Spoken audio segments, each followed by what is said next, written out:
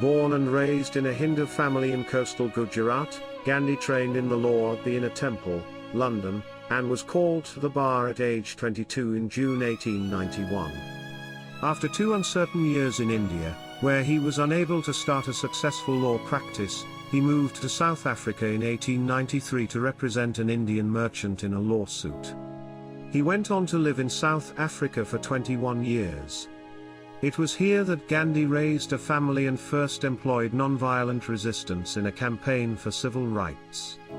In 1915, aged 45, he returned to India and soon set about organizing peasants, farmers, and urban laborers to protest against excessive land tax and discrimination.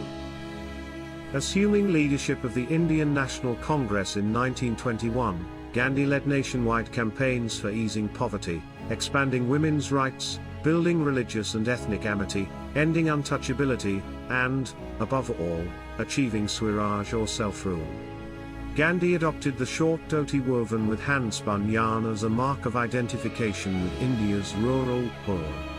He began to live in a self-sufficient residential community, to eat simple food, and undertake long fasts as a means of both introspection and political protest.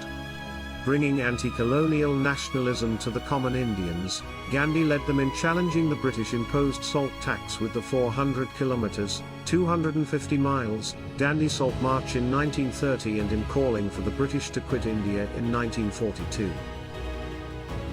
He was imprisoned many times and for many years in both South Africa and India.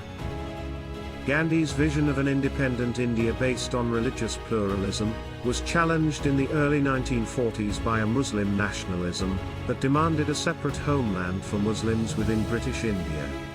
In August 1947, Britain granted independence, but the British Indian Empire was partitioned into 2 dominions, a Hindu-majority India and a Muslim-majority Pakistan.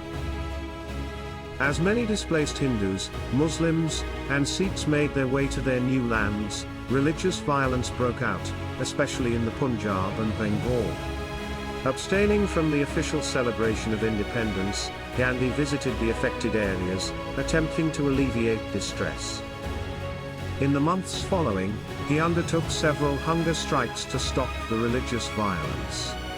The last of these, begun in Delhi on the 12th of January 1948 when he was 78, also had the indirect goal of pressuring India to pay out some cash assets owed to Pakistan. 13. Although the government of India relented, as did the religious rioters, the belief that Gandhi had been too resolute in his defense of both Pakistan and Indian Muslims, especially those besieged in Delhi, spread among some Hindus in India. Among these was Notaram Godse, a militant Hindu nationalist from western India, who assassinated Gandhi by firing 3 bullets into the chest at an interfaith prayer meeting in Delhi on the 30th of January 1948.